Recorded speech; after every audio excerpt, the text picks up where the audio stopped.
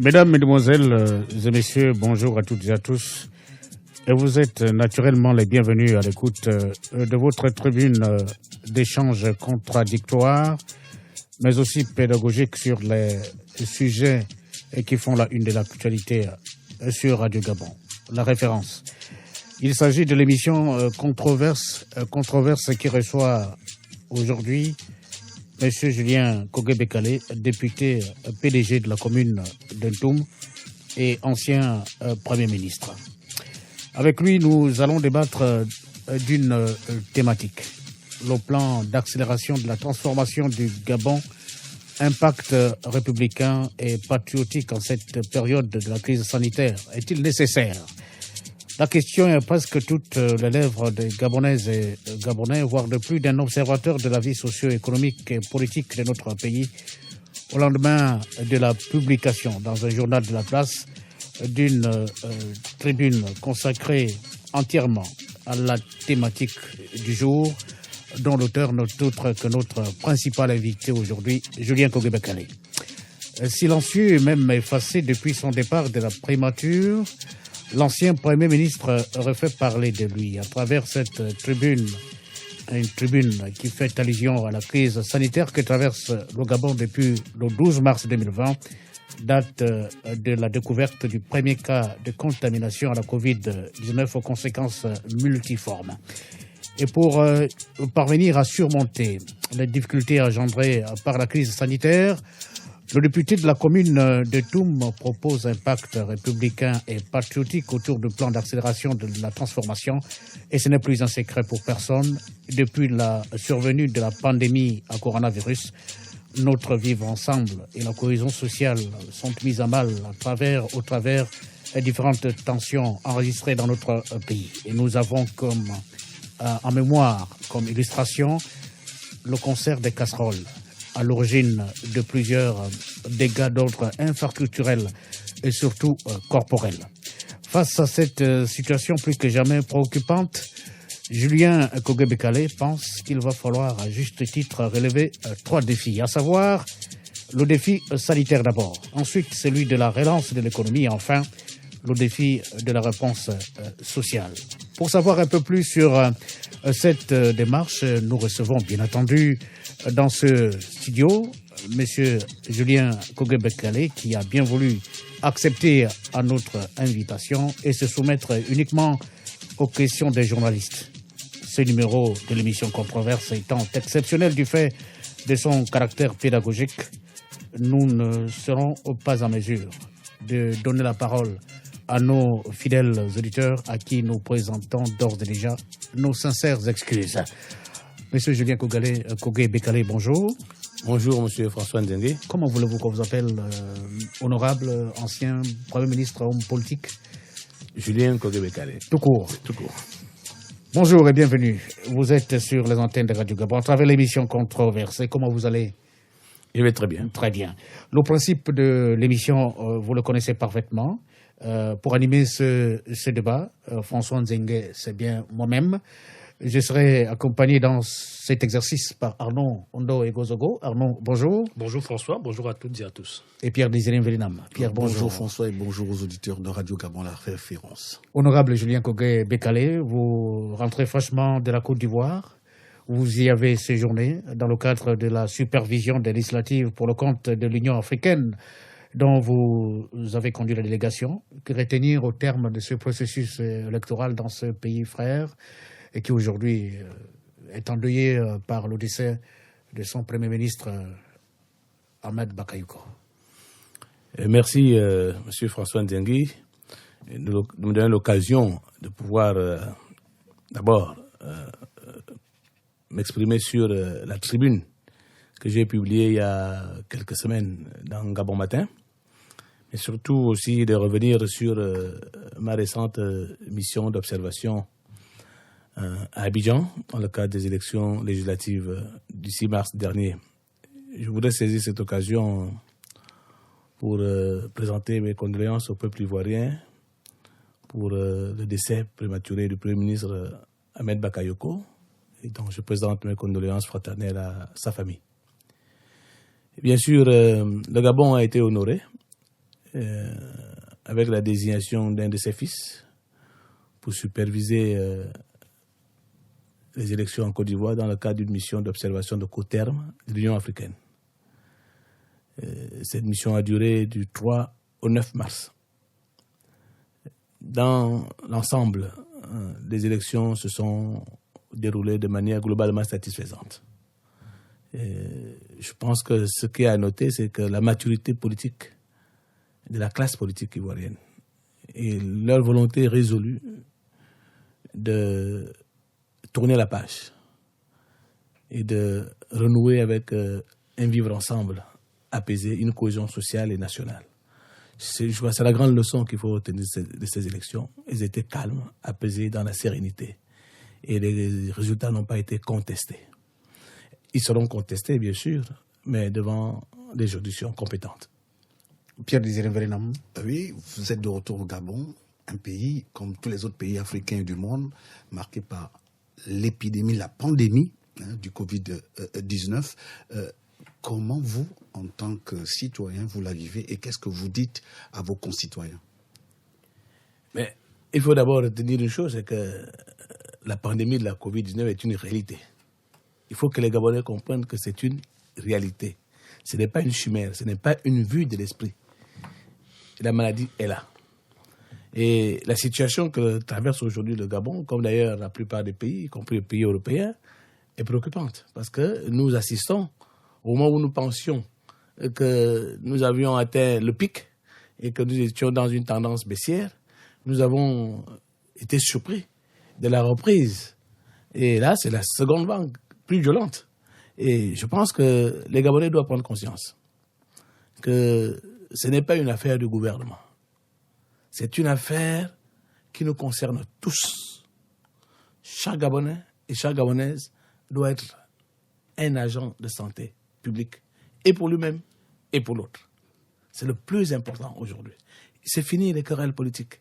Nous ne sommes pas dans une querelle politique, nous sommes dans une question de santé publique. Et la santé concerne d'abord soi-même. Chacun de nous doit prendre d'abord son autodiscipline. Dès que vous sentez la fièvre, quelques symptômes, consultez votre médecin. N'attendez pas le dernier moment. Respectez les mesures barrières. Lavez-vous les mains. Portez le masque. Si vous êtes positif, confinez-vous. Autoconfinement. N'allez pas contaminer les autres. Ce n'est pas une affaire politique. Nous ne sommes pas dans un débat politicien. Nous sommes dans une question de santé publique. Et encore une fois, j'invite mes compatriotes à la responsabilité individuelle et collective. Alors, Julien Koribé-Kalé, nous sommes samedi 13 mars. Nous sommes samedi 13 mars. Ah oui, je me trompe, excusez-moi. Je suis PDGiste, donc... Nous sommes samedi 13 mars. Hier, le Gabon a reçu 100 000 doses de vaccins dans le cadre de l'initiative COVAX. Vous suggérez, vous demanderez aux populations de se faire vacciner, même si on sait qu'il y a certains qui sont réticents. Bien, tout homme politique responsable ne peut qu'inviter les compatriotes à aller se faire vacciner. Et je l'avais indiqué dans ma tribune, que dès que les conditions logistiques sont réunies, j'invite les Gabonaises et les Gabonais à se faire vacciner pour être immunisés. L'objectif pour le gouvernement, et même pour la collectivité internationale, c'est d'atteindre l'immunité collective. Et c'est le vaccin qui peut nous permettre d'atteindre cette immunité collective. Et c'est possible au Gabon, lorsqu'on sait que certaines populations sont sceptiques à ce vaccin. Nous allons faire la pédagogie.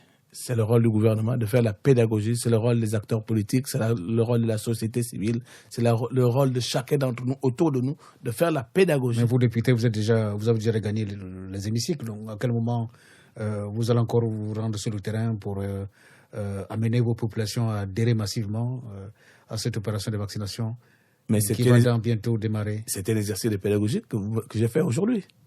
Les auditeurs du Gabon, ceux de ma circonscription m'écoutent, ceux de l'ensemble du Gabon m'écoutent. Monsieur Julien Koribé-Kalé, justement, cette pandémie a eu un impact social, économique, on va dire même politique.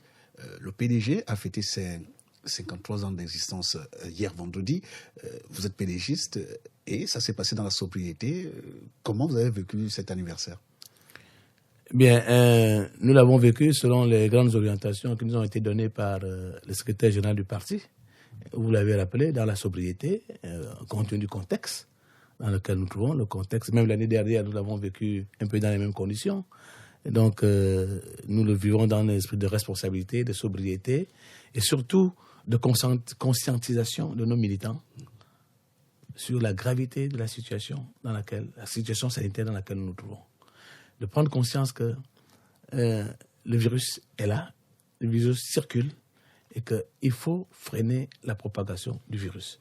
Et nous invitons nos militants, chacun dans sa sphère de compétences, dans sa localité, dans sa structure de base, de faire la sensibilisation et la pédagogie. Oui, il n'y a pas que sur le plan politique que ce virus a des conséquences. Il a des conséquences sur le plan économique et social. Le gouvernement, le président de la République a parlé du plan d'accélération de la transformation du pays.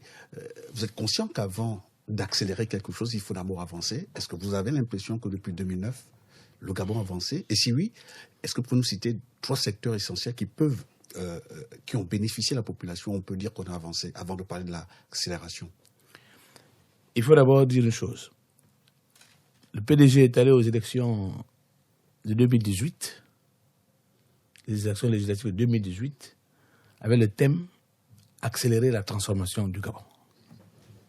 C'était le thème central. Bien sûr, notre ambition a été contrariée par le contexte économique international et plus encore par le contexte sanitaire que nous vivons aujourd'hui.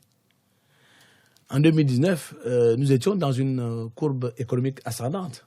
Nous visions un taux de croissance de l'ordre de 2,5 à 3%. Et quand subitement, la pandémie de la Covid-19 est venue déséquilibrer les économies du monde, toutes les économies du monde. Et ça a eu effectivement des répercussions importantes sur nos modes de vie et sur nos activités économiques. Donc, aujourd'hui, nous pensions d'ailleurs, il faut le dire, quand le chef de l'État a lancé le plan d'accélération de la transformation du pays, nous étions dans une phase descendante de la pandémie du Covid-19. Donc, nous étions dans la phase de relance, de reprise de nos activités. Mais encore une fois, la nature ne nous a pas aidés. Deuxième vague arrive et nous sommes pleins dans la deuxième vague. Et là, la mission du gouvernement est simple. Mener de front les 2 combats. Et c'est là où il y a les défis sanitaires, les défis économiques et les défis de la réponse sociale. Les 3 défis que porte, c'est l'ambition du plan d'accélération de la transformation. Répondre à la question sanitaire, répondre à la question économique et répondre à la question sociale. Oui, mais avant d'accélérer, il faut d'abord quand même avancer. Même lorsqu'on a une voiture, on ne va pas appuyer sur le champignon comme ça, il faudrait que nous soyons en marche. Qu'est-ce qui est en marche depuis là pour dire qu'on va accélérer? Mais moi, je pense que, soyons honnêtes, tout le monde voit que nous avions amorcé un développement qui a été freiné par la pandémie de la Covid-19. Tout le monde l'a vu. Vous avez amorcé dans quel secteur ce développement? Dans quel secteur, lorsqu'on sait que jusqu'aujourd'hui, les populations ne font que décrier l'état de nos routes, insuffisance d'infrastructures scolaires, insuffisance d'infrastructures de santé, et finalement, on parle d'accélération, mais apparemment, le peuple ne voit pas visiblement... D'abord, les avancées. Voilà. Je pense que il n'y a pas pire aveugle que celui qui ne veut pas voir.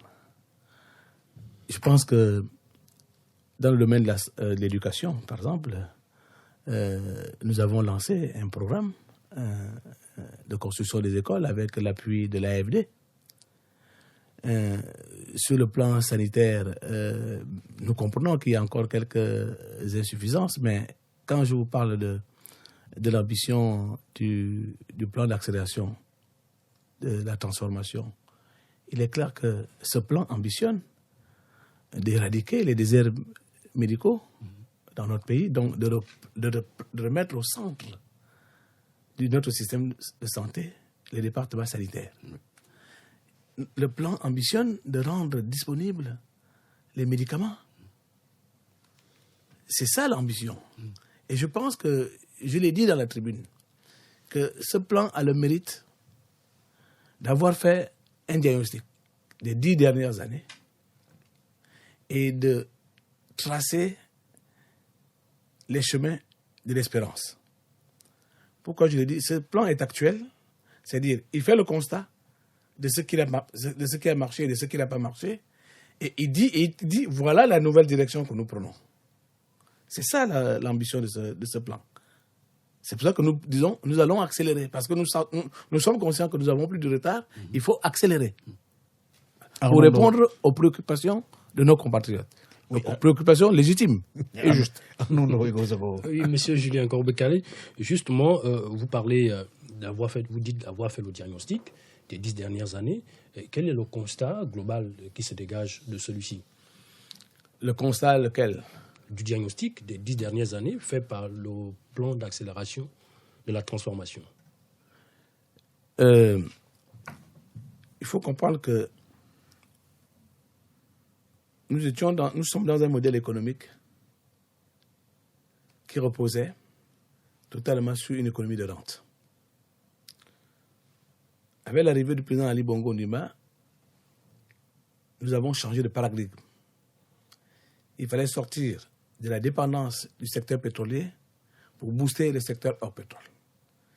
Nous avons donc fait par l'industrie du bois. C'est ce qui a encouragé la décision de la transformation du bois localement. Nous devons changer notre modèle économique. Il faut que notre économie soit plus productive, crée plus de richesses. Nous étions dans une économie de rente. Et ce constat, on l'a fait, cette économie de rente ne nous a pas permis d'atteindre les niveaux de développement souhaités. Et donc, le plan d'accélération de la transformation du pays propose un nouveau modèle économique qui repose sur le secteur privé. Parce que c'est le secteur privé qui crée de la richesse et qui crée l'emploi. C'est à travers le secteur privé que nous pourrons lutter contre les inégalités sociales qui nous permettraient de préserver nos principaux filets sociaux et donc de dynamiser notre système de protection sociale. Et donc, dans cela, les secteurs clés qui vont permettre peut-être de porter la croissance économique dans le cadre du PAT, est-ce qu'on peut les avoir? Mais c'est les secteurs qui ont été identifiés dans le plan stratégique Gabon émergent. Le secteur de la forêt, le secteur du tourisme, le secteur de l'agriculture, le secteur énergétique, c'est-à-dire les énergies renouvelables. Ce sont ces secteurs qui vont porter la croissance de notre pays. Ce n'est pas le pétrole, ce n'est pas les mines ils vont continuer à nous soutenir, mais ce n'est pas eux qui vont porter la croissance du pays. C'est l'agriculture, c'est le tourisme, c'est le bois, c'est le numérique. Ce sont ces secteurs qui vont porter la croissance. Monsieur Julien Korbekale, comment on va accélérer lorsqu'on se rend compte que l'impact de la Covid-19 sur l'économie est quand même assez fort? Il y a beaucoup de sociétés qui ferment, il y a beaucoup de citoyens qui vont au chômage. Comment on va faire justement pour accélérer la transformation du Gabon dans ce contexte-là? Mais le Gabon n'est pas un pays à part. Tous les pays au monde sont confrontés à la pandémie de la Covid-19. Et tous adoptent des plans de relance économique. Donc, notre plan de relance économique est bien conscient que nous sommes dans un contexte sanitaire difficile, mais en même temps, nous devons préserver les emplois, protéger nos compatriotes, limiter la paupérisation de la population. Donc, c'est pour ça que nous voulons créer les conditions pour soutenir l'économie. Comment on les crée? Prenons le cas des petits métiers, des gens qui ont été obligés de fermer parce que non seulement il n'y a pas le soutien de l'État, ou bien le soutien de l'État est assez faible.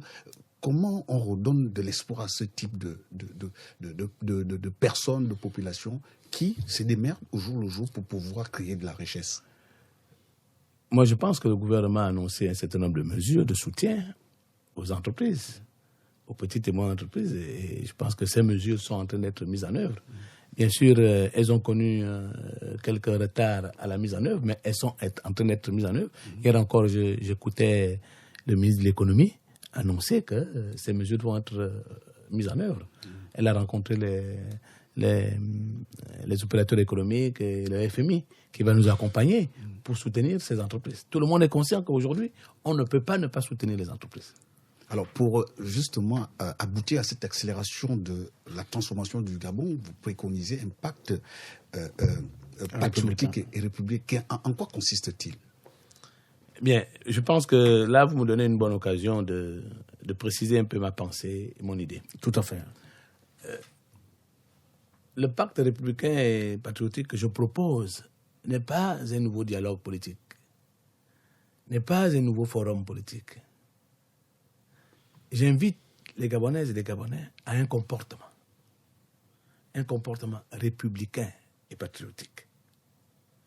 Nous sommes face à une menace, face à une adversité, qu'est la pandémie de la Covid-19. C'est pas la paix des braves, non? Je n'appelle pas à la paix des braves. Moi, je n'invite pas à une table ronde de quoi que ce soit. Je dis ceci. Un grand homme que nous connaissons, défunt Omar Bongo Nimba, disait « La paix est un comportement. Le patriotisme est un comportement. L'esprit républicain, c'est un comportement. » Ce que je dis aux gens, c'est que, chers Gabonais, la situation que nous traversons actuellement est telle que la Covid ne regarde pas la couleur politique, ou la famille, ou le clan, ou la tribu. La Covid-19 frappe indifféremment. Donc, ce n'est pas le sujet des débats politiques. C'est un sujet de débat de santé publique. Et j'invite donc les Gabonaises et les Gabonais à avoir la responsabilité, c'est-à-dire de savoir que la menace est réelle, d'être réaliste et d'être rationnel.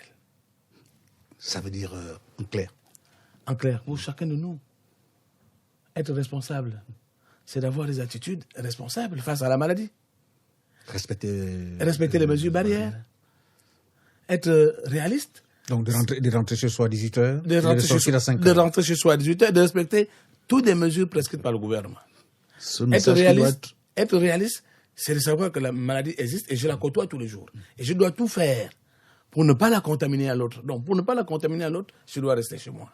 Alors, ce message être rationnel, oui, c'est ne pas véhiculer des faux discours, des faux messages. Ce n'est pas faire de la démagogie sur un sujet aussi sensible. Donc, c'est ça mon appel. Et je dis, pendant ce temps, pendant que nous sommes responsables, nous sommes réalistes et nous sommes rationnels face à la maladie, nous devons être responsables, réalistes et rationnels pour relever ensemble les défis économiques et sociaux. Réaliste, c'est quoi? Être réaliste ensemble, c'est quoi? Être réaliste, c'est de savoir que j'ai en face de moi un danger et il faut que je fasse tout pour que ce danger ne m'engloutisse pas. C'est ça. Et être rationnel? Être rationnel, c'est d'être objectif dans l'analyse des faits qui sont face à moi. De ne pas les détourner volontairement à mon profit parce que je veux en tirer un profit quelconque. Donc ce message, normalement, devrait être relayé par tous les partis politiques. Un message de sensibilisation. Moi, j'ai fait ma partie. Je suis un homme politique, j'ai donné ma voix. Et j'ai proposé un pacte républicain et patriotique. Et je l'ai dit dans ma conclusion qu'on ne doit pas refuser une idée parce qu'elle n'est pas là, elle n'est pas de l'avoir. Tout à fait. Que j'invite, que ceux qui veulent, qui estiment que ce que j'ai proposé les intéresse, on peut échanger ensemble. Tout à fait. Et sans coloration politique. Est-ce que ça dans quel format comptez-vous échanger ensemble avec Parce que chacun de nous, chaque acteur politique aujourd'hui, doit jouer un rôle pédagogique dans sa famille politique. Moi, je jouerai le mien dans ma famille politique. J'invite tous les autres compatriotes à jouer le leur dans leur famille politique, mais de ne pas souffler sur la braise. C'est ça le problème. De ne pas souffler sur la braise. Est-ce que ça veut dire que être responsable, c'est de demander aussi qu'au niveau politique, il n'y ait pas trop de remous, de contestation, une sorte de trêve politique, comme on parle de la trêve sociale? Si vous le comprenez ainsi, le pacte républicain aussi, et patriotique, c'est aussi cet appel. Pendant cette période de Covid-19, oui. On calme les ardeurs. Oui. Il y a aussi les acteurs sociaux qui sont toujours sur le front. Est-ce qu'ils sont aussi concernés par ce pacte républicain? Ils sont citoyens gabonais. Dans ma tribune, je n'ai pas interpellé les politiques. J'ai interpellé les Gabonais et les Gabonaises. C'est quand même difficile d'être républicain lorsqu'on passe toute la journée, on vivait des petits métiers, comme Pierre l'a dit, et qu'on doit rester à la maison, on n'a rien à manger. Comment être républicain dans ces conditions? Le président a toujours dit qu'il ne laissera personne de côté. Et quand on est un citoyen, notre régime est un régime républicain. Si vous êtes citoyen gabonais, c'est que vous devez être républicain. Vous ne pouvez pas être autre chose. Vous ne pouvez pas être anarchiste. Le Conseil des casseroles justifie, par exemple, les mécontentements d'une partie de la population qui estime ne plus rien avoir avec les mesures imposées par le gouvernement. Oui, mais nous comprenons. Moi, je comprends très bien le Conseil des casseroles et je ne le condamne pas. Je condamne les dérives de ce concert.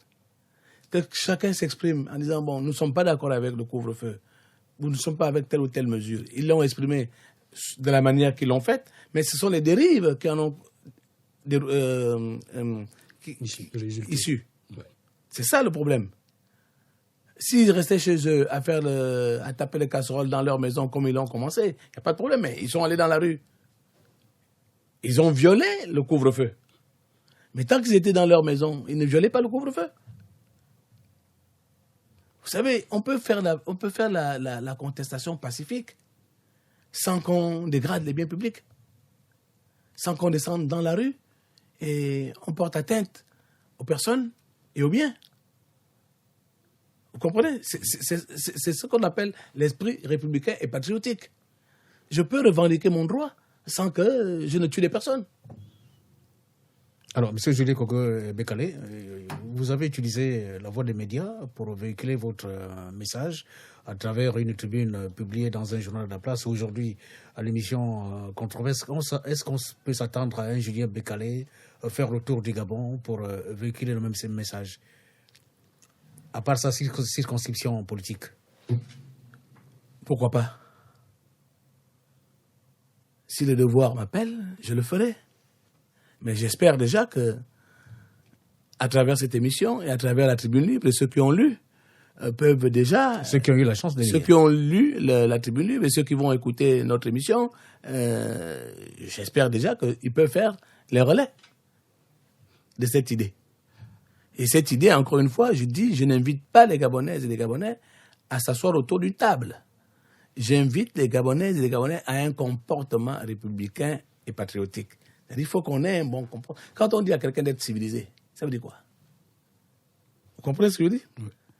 J'invite les gens à un comportement républicain, c'est-à-dire à se mettre au-dessus des querelles politiciennes. C'est ça le problème. Et qu'il s'agit d'un problème de la République, et il s'agit d'un problème de la patrie qu'il faut sauver. Nous avons un ennemi invisible. Et il faut lutter contre cet ennemi invisible. Alors, Julien Kogo-Bekale, vous n'êtes pas le premier homme politique à souvent se lever comme ça pour parler, pour attirer l'attention des populations sur le patriotisme, sur le sens des responsabilités. Il n'y a pas longtemps, le député Akouré Davin, il a aussi fait ce type. On a vu avec... Guy Christian Mavioga. Qu'est-ce qui vous donne cette impression que vous serez suivi lorsque l'on sait que malheureusement les deux précédentes personnes qu'on a citées, personne ne s'est rallié à leur cause. Bien peu de personnes se sont ralliées à leur cause. Je pense qu'il ne faut jamais baisser les bras. Dans le monde de l'éducation, une des techniques de la pédagogie, c'est la répétition. Si nous sommes 1, 2 ou 3 voix à répéter la même chose, peut-être que ça aura un écho. Je pense que nous pensons, c'est notre rôle en tant qu'homme public et responsable politique de dire ce que nous pensons pour le bien de notre pays, pour le bien de la communauté. Dans votre pacte républicain et patriotique, vous parlez de la rationalité. La rationalité, c'est aussi une bonne communication, dire la vérité aux populations. Aujourd'hui, la communication, on va dire gouvernementale, pas présidentielle, gouvernementale, les populations ont du mal à la saisir. Beaucoup sont sceptiques parce qu'ils disent que on parle des chiffres, mais on ne voit jamais les personnes qui sont touchées par la maladie. Pensez-vous que cette communication est suffisante pour pouvoir faire en sorte que tout le monde prenne conscience de la dangerosité de la maladie? Mais, encore une fois, je me mets pas à la place du gouvernement. Moi, je suis député à l'Assemblée nationale. La rationalité doit aussi concerner aussi le gouvernement. Je suis un élu national. Je m'adresse aux Gabonais, aux Gabonaises. Dans le gouvernement, il y a des Gabonais, il y a des Gabonaises. Tout à fait. Donc, ils ont la capacité intellectuelle d'analyser les faits. Voilà. Monsieur Julien, la rationalité et le caractère républicain, c'est aussi les hommes politiques. Les populations ont l'impression que les hommes politiques ne sont pas des modèles, eux qui font parfois des rassemblements, qui vont au-delà de 30 personnes, le quota fixé par le gouvernement. Est-ce que ce n'est pas aussi un mauvais exemple que les hommes politiques donnent aux populations par rapport à la crise sanitaire? Mais ma tribune n'est pas sélective. Encore une fois. La tribune que je fais et cette émission, la pédagogie que j'essaie de faire aujourd'hui dans cette émission n'est pas sélective. Je m'adresse aux Gabonaises et aux Gabonais. C'est-à-dire, dans les Gabonais, il y a des hommes politiques. Je m'adresse à tout le monde, y compris à moi-même, le premier. Il y a aussi le patronat, monsieur Julien, eux qui profitent de la crise sanitaire pour licencier leurs employés, prétextant qu'il y a la crise qui sévit. Est-ce que là aussi, il n'y a pas lieu quand même aussi de tirer les oreilles à ces employeurs qui abusent parfois de leurs employés? Je pense que cette question, encore une fois, relève du gouvernement. Moi, je ne suis plus au gouvernement, je suis député à l'Assemblée nationale. Mais c'est une question préoccupante. Et si vous regardez bien, vous lisez bien ma tribune, et dans l'ambition du plan d'accélération de la transformation, je vous ai dit que une des orientations stratégiques, c'est de travailler avec le secteur privé, qui est créateur d'emplois et de richesses. Donc, pour éviter justement les licenciements, le gouvernement travaille à ça. Et d'ailleurs, les mécanismes qui ont été mis en place dans le cadre des mesures de la Covid-19 d'accompagnement, c'est qu'on a mis le chômage technique pour éviter les licenciements. Et il y a des compensations qui sont faites aux entreprises à travers des crédits d'impôt, le gouvernement y travaille. Le gouvernement veille à ce qu'il n'y ait pas de perte d'emploi sèche. Mais parfois c'est foulé au sol, au pied, par les employeurs. Mais je dois dire aussi que la crise sanitaire n'est pas le seul motif aussi aujourd'hui de licenciement. Il y a aussi la crise économique internationale. Aujourd'hui, les exportations dans le monde aujourd'hui sont en baisse. Donc, dans tout le monde entier, les activités économiques sont en berne. Donc, tous les gouvernements ont privilégié le maintien des emplois. Ça coûte cher. C'est nous qui payons les impôts pour ça. Vous savez? Mais ça coûte cher. Tout à fait. Ça coûte cher aux contribuables. Ça coûte cher aux contribuables. Mais c'est un choix responsable fait par le gouvernement. Monsieur Julien, vous parlez de ce pacte républicain et patriotique autour du plan d'accélération de la transformation du pays, et vous basez sur la Covid-19. Et pourtant, ce n'est pas la seule maladie qui touche les Gabonais. Il y a le sida, il y a le paludisme, il y a la tuberculose. Que dites-vous justement à propos de ces autres maladies? Par rapport à ces autres pathologies qui sont, semble-t-il, apparemment négligées par les acteurs de la santé aujourd'hui et le gouvernement, et privilégie plus la Covid-19. Mais non. Dans ma tribune, j'ai rappelé qu'il y a aussi d'autres pathologies qui sont tout aussi létales que tout à fait la pandémie de la Covid-19. Je l'ai rappelé. Oui, tout à fait. Et le plan d'accélération, la transformation, dans son ambition, va au-delà de la lutte contre la Covid-19. C'est un plan global de la remise aux normes de notre système de santé. Tout à fait. C'est ça l'ambition de ce plan. C'est pas seulement l'urgence sanitaire qui nous préoccupe aujourd'hui, mais également tout notre système de santé, depuis les structures de base de santé, dont le département sanitaire, jusqu'aux hôpitaux de référence. Il faut remettre tout ça à niveau, il faut rendre le médicament disponible, et il faut mettre en place un système d'information sanitaire fiable qui permette au pouvoir public de prendre les bonnes décisions. C'est ça. Oui. Et le plan de la transformation, de l'accélération, combien va-t-il coûter aux contribuables et où va-t-on mobiliser les moyens pour le mettre en œuvre, M. Julien? Bien sûr, il va coûter cher. Il va coûter cher. Mais le gouvernement va d'abord faire un effort interne. Un effort interne de mobilisation des ressources internes, parce que nous avons une capacité, donc, dans le cadre de l'assainissement de nos finances publiques. Parce qu'il y a parfois, nous avons la possibilité d'engranger quelques poches que nous pouvons réaffecter dans le domaine sanitaire ou dans le domaine social. Voilà. Et nous sommes obligés, nous allons aussi, je le pense, recourir à l'endettement et à nos partenaires habituels. Les agences de notation viennent de tirer la sonnette d'alarme sur la capacité du Gabon à rembourser sa dette. Ils parlent même d'une possible faillite du pays. Vous, comment vous réagissez par rapport à ça alors qu'il y a ce plan à mettre en œuvre? Moi, j'ai dit une chose, c'est que nous sommes en programme avec le FMI. Nous sommes en programme avec la Banque mondiale. On n'est pas en programme avec le FMI, avec la Banque mondiale. Nous sommes en programme avec la BAD. Nous sommes en programme avec la FD. On n'est pas en programme avec ces institutions financières internationales si on n'est pas crédible. Tout à fait. Et donc, c'est une fausse alerte des agences de notation, selon vous? Encore une fois, c'est une manipulation des chiffres. Alors, dans la perspective du plan d'accélération de la transformation, la création annoncée par le chef de l'État de 3 zones économiques, en plus de celle d'Ongkok, c'est de bonnes perspectives. C'est des bonnes perspectives. Et justement, c'est pour ça que j'appelle au pacte républicain et patriotique.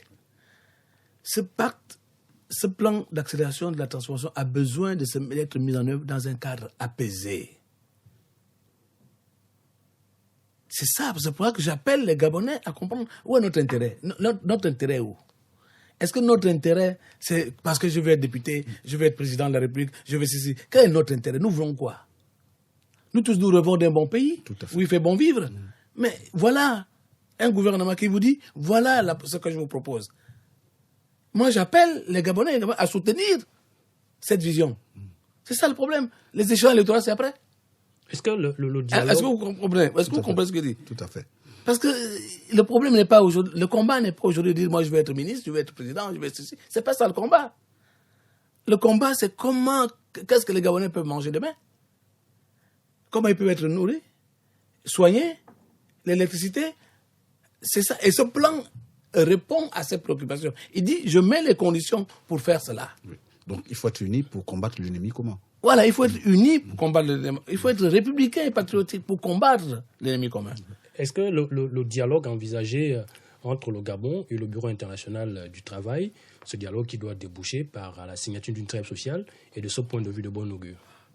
Le Gabon ne négocie pas avec... Le gouvernement gabonais ne négocie pas avec le Bureau international du travail pour signer une trêve sociale.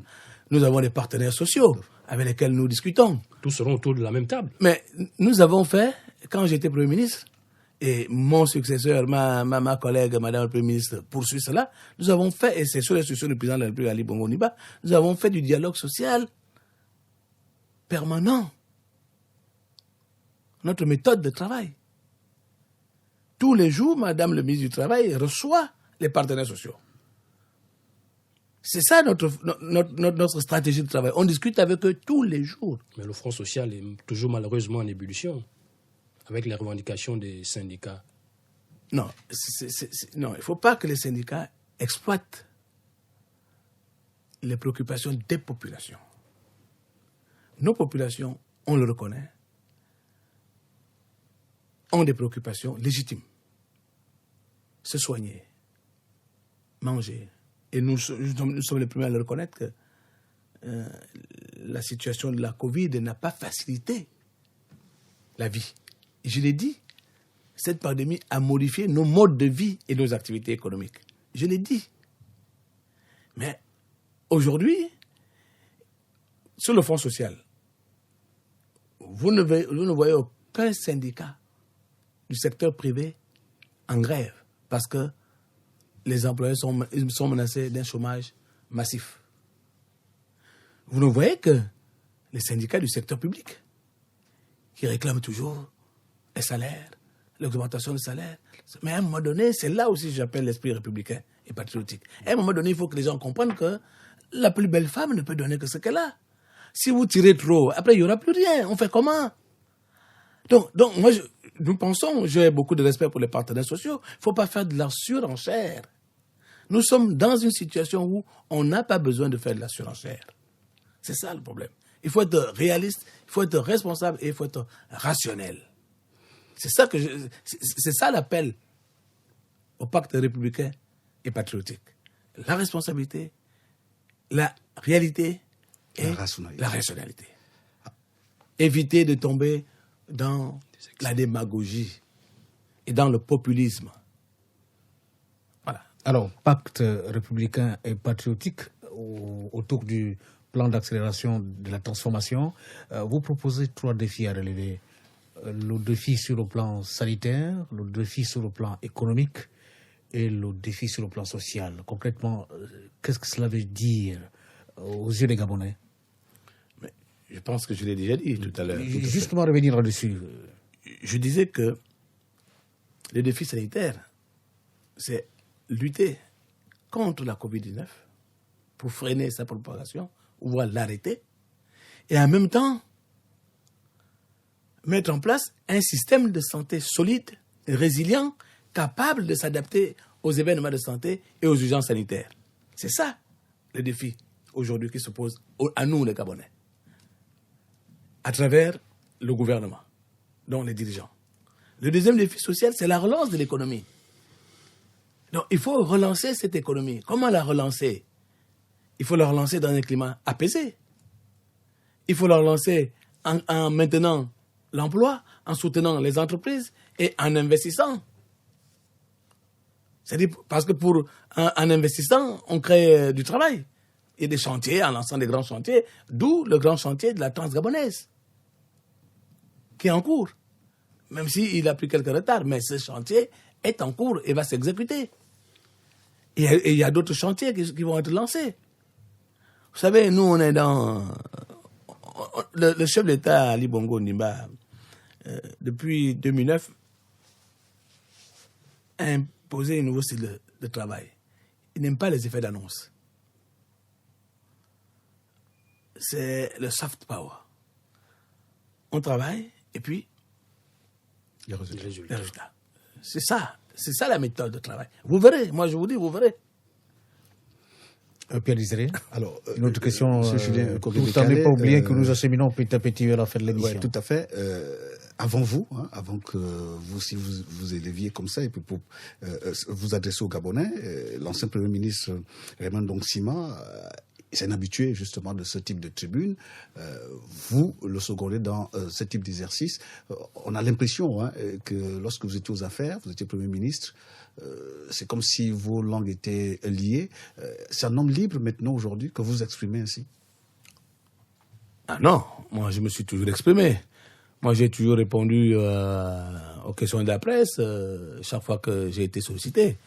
Je dis encore une fois, c'est pas parce que je ne suis plus Premier ministre que je ne suis plus un acteur politique, que je ne dois plus défendre les positions du gouvernement auquel j'ai appartenu. Donc, quand je pense que quelque chose est positif, je me dois de l'amplifier. C'est mon rôle en tant qu'acteur politique. Donc, je ne le fais pas parce que on m'empêchait de parler, pas du tout. J'ai toujours parlé et je parle. J'allais à l'Assemblée, j'ai été interpellé à l'Assemblée, je m'exprimais. Donc aujourd'hui, je parle parce que j'estime que ce qui est proposé aujourd'hui par le président de la République et que le gouvernement doit mettre en place est une bonne chose et que j'invite les Gabonais. Ça aurait pu m'être proposé pour mettre ça en œuvre. Moi, j'invite les Gabonais à être derrière le gouvernement pour que ce plan d'accélération soit mis en œuvre dans un climat apaisé, dans un esprit républicain et patriotique. C'est ça l'objectif. Monsieur Julien, il y a peut-être, on est peut-être passé très rapidement dessus en rapport avec l'arrivée des premiers vaccins, 100 000 doses. Est-ce que vous, leader d'opinion et homme politique, accepteriez-vous de vous faire vacciner pour donner l'exemple et encourager les Gabonais à le faire? Sans réserve. Si les vaccins sont homologués, sont disponibles oui, et que la campagne démarre et qu'on invite M. Julien Nkobe Kala à se faire vacciner, je serai le premier à aller me faire vacciner avec toute ma famille. Avec toute ma famille, y compris mes petits-fils. Parce que moi, je crois à mon gouvernement. Et mon gouvernement ne peut pas mentir à son peuple. Voilà. Donc les populations n'ont pas à craindre quoi que ce soit de ce vaccin, selon vous? Moi, je le pense, qu'elles n'ont pas à craindre quoi que ce soit. C'est la pure machination de ceux qui racontent n'importe quoi. Je dis non. Moi, je le ferai en tout cas. Dès que le gouvernement lancera les opérations, si nous sommes autorisés, parce que je sais que ce n'est pas tranche de population, mais dès qu'on dira que la tranche de mon âge peut aller se faire vacciner, j'irai me faire vacciner. Monsieur Julien Nkobe Kala, c'est la fin de l'émission, malheureusement. Quel est ce Gabon après la Covid-19 que vous envisagez? Après la Covid-19, j'envisage le Gabon dont nous rêvons tous. Un Gabon apaisé, un Gabon en marche vers son développement, un Gabon uni, un Gabon où toutes les filles et tous les fils se parlent. C'est ce Gabon dont je rêve et que je pense qu'il est possible de construire ensemble. Il est possible de construire ensemble. C'est la fin de cette émission. Mesdames, Messieurs, l'émission Controverse invitait il y a quelques instants M. Julien Nkobe Kala, ancien Premier ministre, député de Ntoum, autour du thème la transformation et l'accélération de la transformation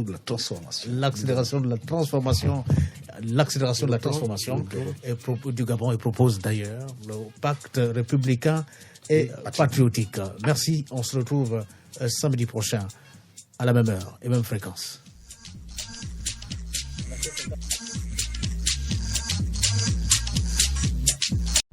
Vous êtes câblé sur Radio Gabon émettant de Libreville, 88.7, 96.5 FM. Où que vous soyez, nous sommes avec vous.